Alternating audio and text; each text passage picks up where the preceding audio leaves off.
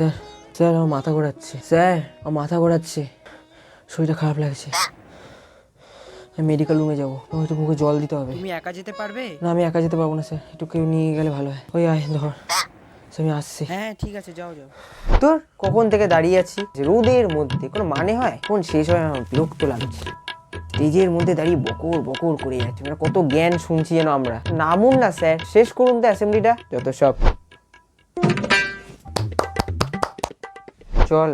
ও বাবা, এই অ্যাসেম্বলি শেষ হয়নি রে, এখন ঢুকতে হবে না। যেই অ্যাসেম্বলিটা শেষ হবে ভিড়ের মধ্যে ঢুকে যাবো ব্যাগ নিয়ে, কেউ কিচ্ছু বুঝতে পারবে না। তুই মাথা মোটা নাকি বে, বুঝিস না অ্যাসেম্বলির মধ্যে এখন ঢুকলে বুঝতে পেরে যাবে স্যাররা, যখন সবাই লাইন দিয়ে ক্লাসে যাবে ওর মধ্যে ঢুকে যাবো। আরে লেটের খাতায় লিখে দেবো নাম, কি হয়েছে, রিজেন দিয়ে দেবো ট্রাফিক জ্যাম।